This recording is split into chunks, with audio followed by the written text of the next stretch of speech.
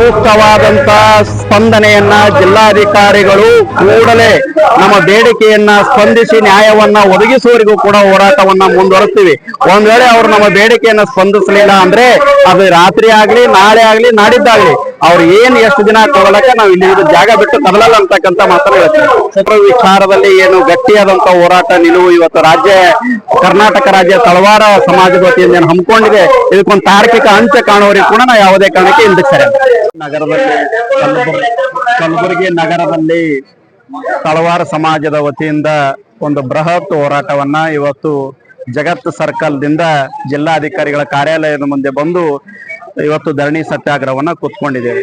ಇಡೀ ಸಾವಿರಾರು ಜನ ತಳವಾರ ಸಮಾಜದ ಜನ ಇವತ್ತು ಧರಣಿ ಸತ್ಯಾಗ್ರಹದಲ್ಲಿ ಪಾಲ್ಗೊಂಡಿದ್ದಾರೆ. ಹಾಗಾಗಿ ಈ ಹೋರಾಟ ಯಾಕೆ ನಡೀತಾ ಇದೆ ಅಂದ್ರೆ, ಕರ್ನಾಟಕ ರಾಜ್ಯದ ಎಲ್ಲಾ ಜಿಲ್ಲೆಗಳಲ್ಲೂ ಕೂಡ ತಳವಾರರಿಗೆ ಎಸ್ಟಿ ಪ್ರಮಾಣ ಪತ್ರ ಕೊಡ್ತಾ ಇದ್ದಾರೆ, ಅಲ್ಲಿ ಯಾವುದೇ ಸಮಸ್ಯೆ ಇಲ್ಲ.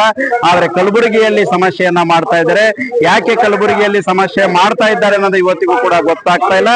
ಇದಕ್ಕೆ ನೇರ ಹೊಣೆಗಾರರು ಯಾರಂದ್ರೆ ಜಿಲ್ಲಾ ಉಸ್ತುವಾರಿ ಸಚಿವರಾದಂತಹ ಪ್ರಿಯಾಂಕಾ ಖರ್ಗೆ ಅವರು ಮತ್ತು ಜಿಲ್ಲಾಧಿಕಾರಿಗಳ ಇದಕ್ಕೆ ನೇರ ಹೊಣೆಗಾರರು.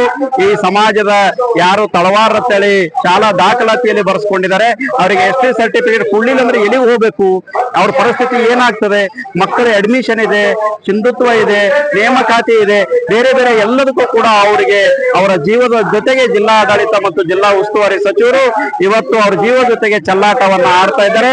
ನಾನು ಒಂದು ಮಾತನ್ನ ಜಿಲ್ಲಾಧಿಕಾರಿಗಳಿಗೆ ಮತ್ತು ಜಿಲ್ಲಾ ಉಸ್ತುವಾರಿ ಸಚಿವರಿಗೆ ಹೇಳಿಕೆ ಬಯಸ್ತಾ ಇದ್ದೀನಿ, ನೀವು ಈ ಜನರ ಜೀವನ ಜೊತೆ ಚೆಲ್ಲಾಟ ಆಡಬೇಡಿ. ಪ್ರಿಯಾಂಕಾ ಖರ್ಗೆ ಅವರೇ, ಈ ಸಮಾಜ ನಿಮಗೆ ಏನೂ ಕೂಡ ದ್ವೇಷ ಮಾಡಿಲ್ಲ. ಯಾಕೆ ಈ ಸಮಾಜವನ್ನ ನೀವು ಎಷ್ಟು ದ್ವೇಷ ಮಾಡ್ತಾ ಇದ್ದೀರಿ? ಈ ಸಮಾಜದ ಕಚ್ಚೆ ಹೆಚ್ಚಿರ್ತಕ್ಕಂಥ ಕೆಲಸವನ್ನ ಮಾಡ್ತಾ ಇದ್ದೀರಿ. ಈ ಬಡ ಜನತೆ, ಹಿಂದುಳಿದಂತ ಸಮಾಜ, ಧ್ವನಿ ಇಲ್ಲದ ಸಮಾಜವನ್ನ ಕಣ್ಣೀರನ್ನ ಯಾಕೆ ಹಾಕಿಸ್ತಾ ಇದ್ದೀರಿ? ಇವತ್ತು ಅವ್ರ ಮಕ್ಕಳ ಭವಿಷ್ಯದ ಮೇಲೆ ಭಾರಿ ದೊಡ್ಡ ಪರಿಣಾಮವನ್ನ ಬೀರ್ತಾ ಇದೆ. ನೀವು ಅದನ್ನ ಸರಿ ಮಾಡ್ರಿ, ಅಲ್ಲಿ ಸರಿ ಮಾಡುವವರೆಗೂ ಕೂಡ ನಾವು ಯಾವುದೇ ಕಾರಣಕ್ಕೂ ಹೋರಾಟವನ್ನ ಬಿಟ್ಟು ಇಂದು ಸರಿಯಲ್ಲ ಅಂತಕ್ಕಂಥ ಮಾತನ್ನ ಹೇಳಕ್ಕೆ ಬಯಸ್ತೀವಿ.